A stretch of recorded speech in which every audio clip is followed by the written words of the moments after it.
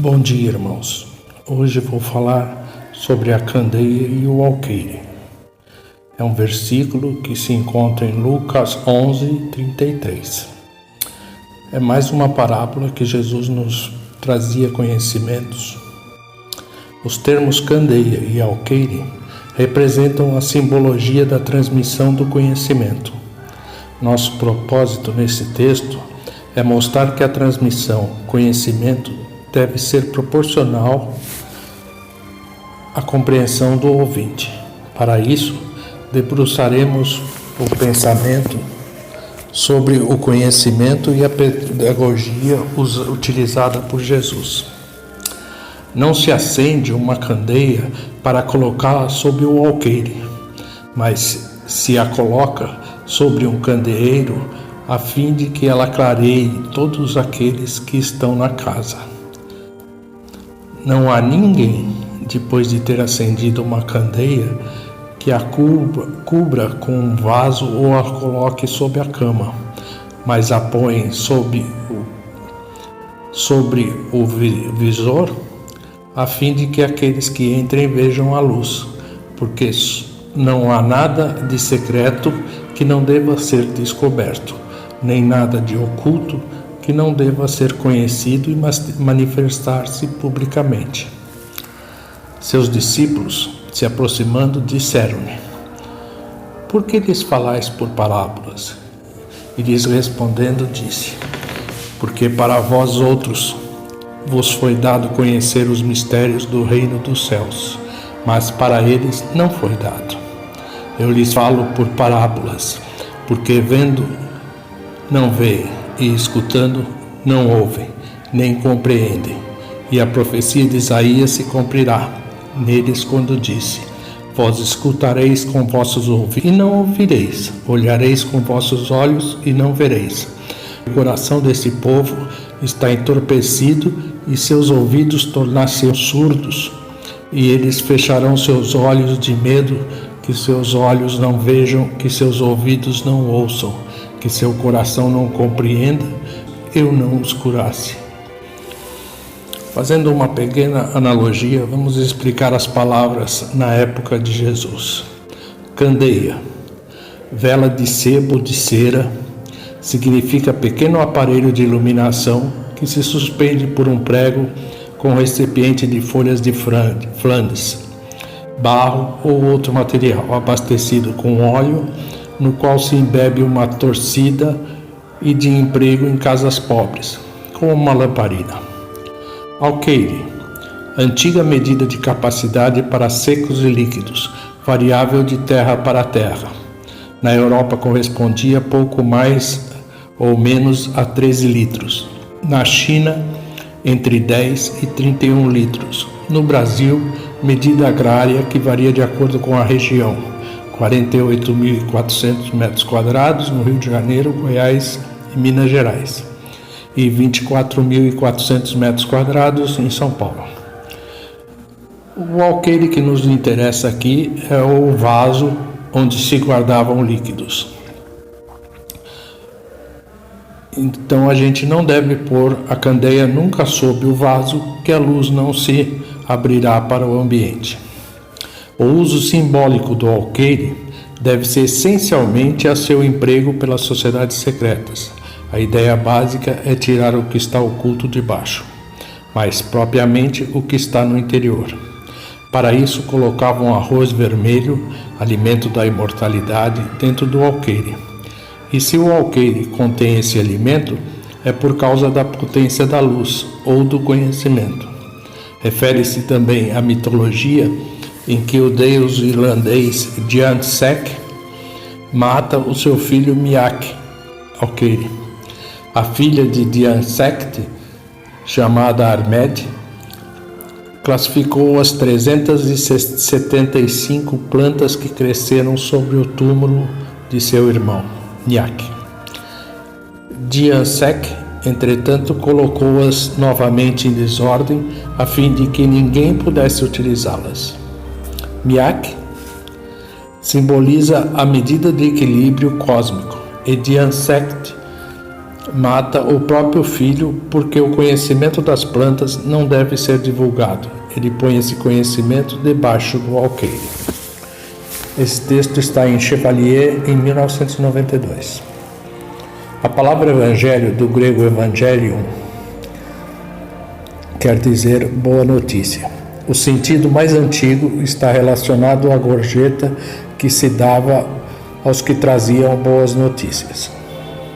Nas cidades gregas falava-se do evangelho quando ecoava a notícia de uma vitória militar ou do nascimento do filho de um rei, de um imperador. Unia-se aos cânticos e às cerimônias festivas, dando uma conotação de alegria.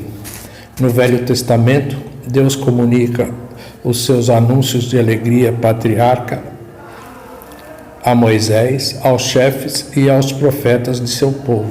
No Novo Testamento, Deus dá o maior dos anúncios, o anúncio de Jesus. O Evangelho torna-se então o alegre anúncio da vinda de Cristo Salvador e a proclamação da sua missão. O judaísmo compreende as leis, costumes, práticas religiosas peculiares aos judeus, a partir do cativeiro da Babilônia. O povo judeu, ao qual Jesus e os apóstolos pertenciam, fazia parte do grande Império Romano, que estendia as asas das suas águias do Atlântico ao Índico. O jugo romano, porém, pesava de modo especial entre a Palestina. Ao contrário dos outros povos, o ambiente histórico em que o Evangelho nasceu é o judaísmo, formado e alimentado pelos livros sacros do Antigo Testamento, condicionado pelos acontecimentos históricos, pelas instituições nas quais se encontrou inserido e pelas correntes religiosas que os especificaram. Embora o cristianismo seja uma religião revelada diferente da judaica, apareceu historicamente como continuação e aperfeiçoamento da revelação dada por Deus ao povo de Israel. Jesus era um judeu que nasceu e viveu na Palestina. Os apóstolos eram todos da sua gente e da sua religião. Os primeiros ouvintes do Evangelho e os primeiros convertidos eram adoradores do Deus de Israel e seguidores da legislação mosaica. No conhecimento encontram-se frente a frente a consciência e o objeto, o sujeito e o objeto. O conhecimento apresenta-se como uma relação entre esses dois elementos, que nela permanecem eternamente separados um do outro. O dualismo sujeito e objeto pertencem à essência do conhecimento. Dessa forma, conhecer é reproduzir em nosso pensamento a realidade. Damos o nome de conhecimento à posse desse pensamento que concorda com a realidade. A concordância do pensamento com a realidade chamamos verdade. Conhecimento folk, que é o processo pelo qual adquirimos conhecimento ao longo da vida cotidiana e através dos relacionamentos comuns na família, entre amigos, no grupo de iguais, etc. Seu defeito maior é a dificuldade de ser acumulado, pois existe apenas nas cabeças dos viventes. Pode-se desfazer-se com uma simples epidemia. Conhecimento literário. Processo de conhecimento envolvendo o uso da escrita ou outras formas de registro de informações. Começou a partir mais ou menos do ano 3000 a.C. e dura até os dias atuais.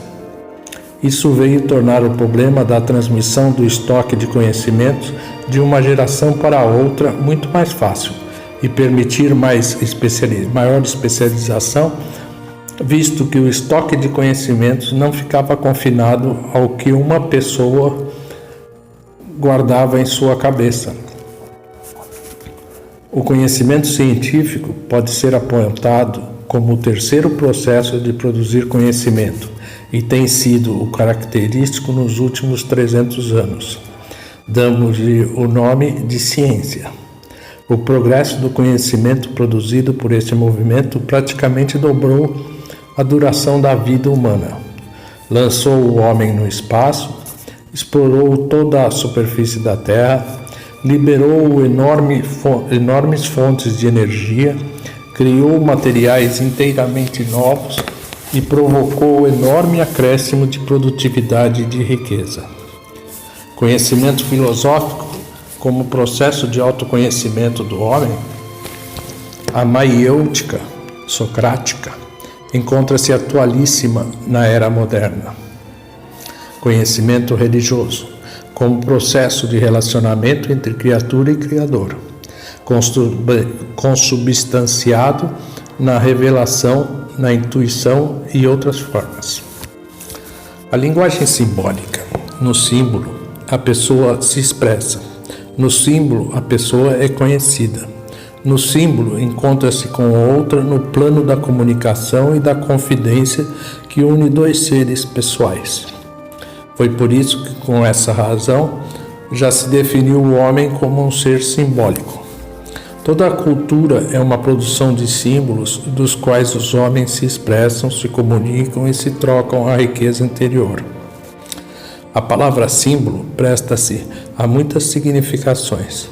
Confundimos-la com a metáfora, a alegoria, a parábola, o apólogo, etc. Há até uma matéria filosófica denominada simbólica, que estuda a gênese, o desenvolvimento, a vida, a morte e a ressurreição do símbolo. Em se tratando dos ensinamentos de Jesus, precisamos extrair a essência daquilo que ele deixou velado, ou seja, a simbologia de sua linguagem.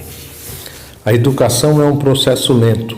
O amadurecimento do ser requer consideração, reflexão e ponderações constantes. Por sua própria natureza, a educação é um diálogo. Através desse diálogo, as gerações mais experimentadas transmitem às mais jovens a riqueza de seus conhecimentos e vivências. Cristo é o grande educador da humanidade. Para educar o povo, recorreu à pedagogia na época, parábolas, hipérboles gráficas e alegorias. Parábola é um relato que possui sentido próprio, destinado, porém, a sugerir, além desse sentido imediato, uma lição moral. No fundo da parábola, grego, que há ideia de comparação, enigma e curiosidade. As parábolas evangélicas contadas por Jesus são imagens tomadas das realidades terrestres para serem sinais das realidades reveladas por Deus. Elas precisam de uma explicação mais profunda. O conhecimento esotérico e o conhecimento esotérico estão implícitos nas parábolas. O conhecimento esotérico refere-se à exposição que Jesus fazia publicamente, enquanto o conhecimento esotérico refere-se às explicações que Jesus dava aos apóstolos em particular.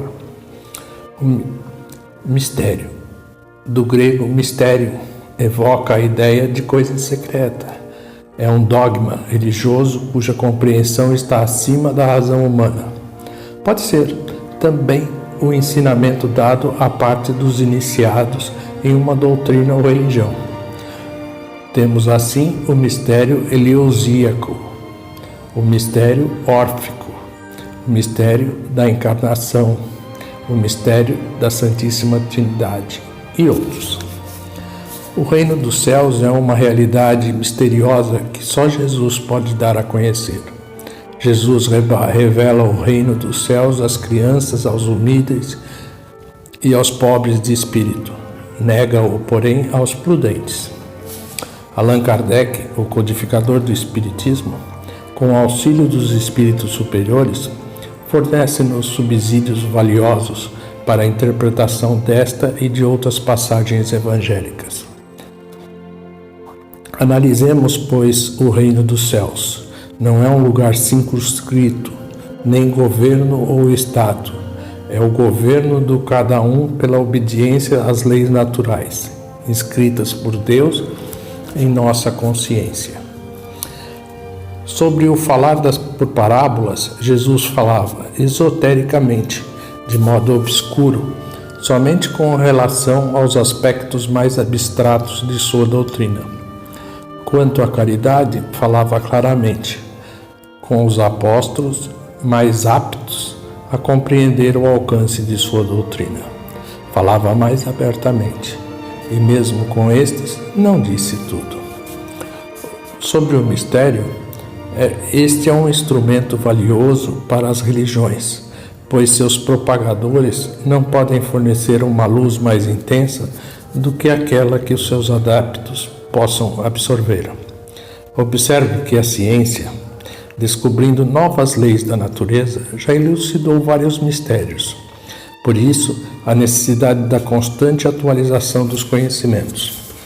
O Espiritismo vem hoje lançar luz sobre uma multidão de pontos obscuros. Entretanto, não a lança inconsideravelmente. Os Espíritos procedem nas suas instruções com uma admirável prudência. Não foi senão sucessivamente e gradualmente que abordaram as diversas partes conhecidas da doutrina. E é assim que as outras partes serão reveladas à medida que o momento tenha chegado para fazê-la sair da sombra. Foi assim que Kardec nos definiu sobre isso. Para concluirmos, podemos saber que os arautos do Senhor, todos nós, o Espiritismo não inventou, apenas facilitou a nossa compreensão das verdades eternas. Cabe-nos, portanto, não só estudar os princípios fundamentais da doutrina, como também penetrar no âmago do psiquismo humano. Tal empreendimento auxiliar-nos-á eficazmente no sentido de transmitirmos o conhecimento espiritual de acordo com a capacidade de entendimento daqueles que nos ouvem. Assim, nós entendemos que aquela luz que era escondida sob o alqueire é o conhecimento que nos é revelado durante a vida para que possamos evoluir dentro da nossa religião e dentro do nosso conhecimento evangélico. Agradeço a todos e que a paz de Jesus esteja com todos. Obrigado.